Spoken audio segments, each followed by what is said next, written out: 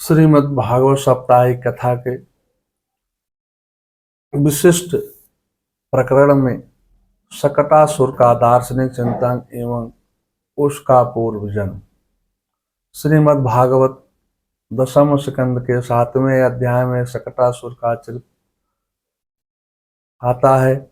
जिस समय गोकुल में भगवान का बहिनिष्क्रमण अंग परिवर्तन का उत्सव मनाया जा रहा था, आंगन में नृत्यगान हो रहा था। घर में स्थानाभाव के कारण लाला को आंगन में रखे छकड़े गाड़ी के नीचे सुला दिया और मैया सभी ब्रज गोपियों को एक एक करके सम्मान करने लगी। यशोदा सम्मान करते हुए आनंद में विभोर हो गई। इधर श्री कृष्ण की नींद खुल गई।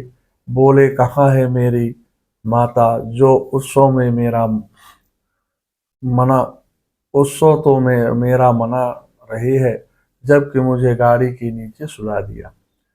यशोदा मैया ने भगवान को भुला दिया। जो विपत्ति आ गई, गोस्वामी बाबा श्री रामचरितमानस में लिखते हैं, कह हनुमंत विपत्ति प्रभु सोई, जब जब सुमिरन भजन न होई। उसी समय शकटासुर राक्षस भगवान को मारने के लिए आया और उसने जैसे ही अपने बोझ से गाड़ी छकड़े को दबाया, उसी समय भगवान ने अपने छोटे पैर से शकटासुर की गाड़ी का स्पर्श किया और स्पर्श करते ही गाड़ी उलट गई। गाड़ी में रखे हुए दूध और दही सब बिखर गए। शकटासुर उस गाड़ी में के नीचे दबकर मर गया। उसकी आत्मज्योत परमात्मा में विलीन हो गई। दार्शनिक चिंतन में इस कथानक में शकटासुर का अर्थ गाड़ी है। गाड़ी का दूसरा नाम माया है।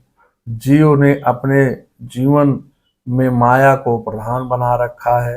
भगवान को गौड़ भगवान में गीता को में कहते हैं, देवी होशम गुणमयी मम माया दुरातया मामें ता प्रपद्यन्ते माया में तम तरन्ते। गीता के 7वें श्लोक का 14वां श्लोक। मेरी यह गुणमयी देवी माया बड़ी दुरात्य है, इसे पार पाना बहुत कठिन है। जो मेरी शरण में आते हैं वही इस माया से पार हो जाते हैं। जीवन में प्रधानता भगवान की होनी चाहिए। यदि जीवन में भगवान को जीवन रूपी गाड़ी के नीचे रखोगे तो तुम्हारा गृहस्थ रूपी गाड़ी उलट जाएगी। बना बनाया सब काम बिगड़ जाएगा। जीवन में लौकिक सुखों भौतिक पदार्थों का प्रधान होगा तो शकटासुर सवार हो जाएगा। परमात्मा जीवन रूपी रथ के सारथी हैं। अश्व हमारी 11 इंद्रियां हैं। परमात्मा जीवन रथ के सारथी बने ताकि हमारा जीवन रूपी रथ सन्मार्ग पर चले। परमात्मा के हाथ में अश्वरूपी इंद्रियों की लगाम नहीं दोगे तो जीवन रूपी रथ गड्ढे में गिर जाएगा। पांडवों ने अपने जीवन रूपी रथ अश्वरूपी इंद्रियों की लगाम परमात्मा के हाथ में सौंप दिया, इसलिए पांडवों की जीत हुई और कौरवों की हार हुई। पांडवों की संख्या 5 थी और कौरवों की संख्या 100 थी, परंतु पांडवों ने अपना सर्वस्व भगवान के हाथ में सौंप दिया था। जिसके पक्ष में भगवान रहते हैं, जीत उसी की ही होती है।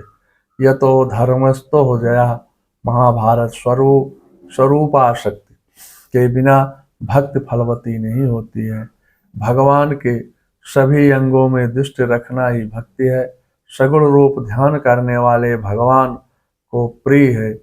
गीता में भगवान कहते हैं, मय्यावेशो मनोमा नित्ययुक्तम उपासते श्रद्धम परिमोपेस्तम मता। गीता के 12वें अध्याय के दूसरे श्लोक में भगवान उत्सव प्रिय है। उत माने ईश्वर, सब माने प्राकट्य। ईश्वर का प्राकट्य ही उत्सव है। दूध दही आदि भोग पदार्थों के प्रतीक हैं। काम और क्रोध शकटासुर है।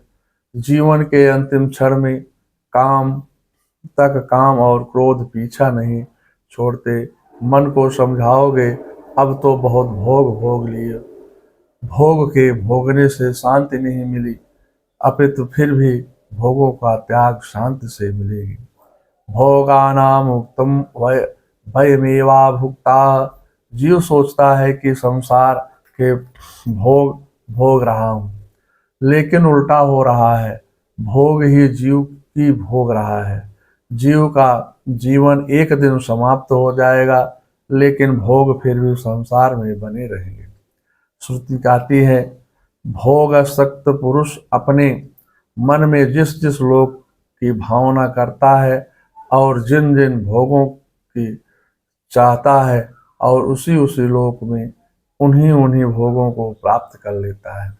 इसलिए ऐश्वर्य की इच्छा करने वाला पुरुष आत्मज्ञानी की पूजा करे। यम यम लोकम मनुषाम संभात विशुद्धस्तम कामेते आंचक कामनाम तम तम लोकम जायते तांस्य कामास्तम दवाक्यम हास्यार्यतम भूति कामः। शकटासुर से बचने का उपाय। जीवन में शकटासुर सवार हो जाए तो राम नाम रूपी मणि अपनी जीभ पर धारण करो। गोस्वामी बाबा तुलसीदास इसी भाव को श्री रामचरितमानस में व्यक्त करते हैं। राम नाम मणि दीप धरी जी दे हरि द्वार। तुलसी भीतर बारी बाहिरों जो चाहे से उजियार। यदि अंदर बाहर दोनों भग जगह प्रकाश चाहते हो तो राम नाम का सतत जाप करो। जीवन में जब भोग है, परमात्मा से मिलन नहीं होगा।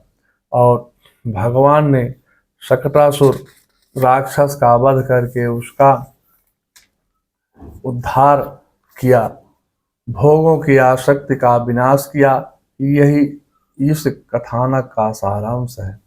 शकटासुर का पूर्व जन्म। गर्ग संहिता के अनुसार शकटासुर पूर्व जन्म में हिरणाक्ष का पुत्र था। उसका नाम उत्कच था। एक दिन उत्कच महर्षि लोमस के आश्रम में गया और वहां जा करके वहां के हरे भरे वृक्षों को उखाड़ने लगा। उसने अपनी उदंडता से बगीचे के सौंदर्य को नष्ट कर दिया। उसका शरीर बहुत विशाल था, वह बहुत पराक्रमी था।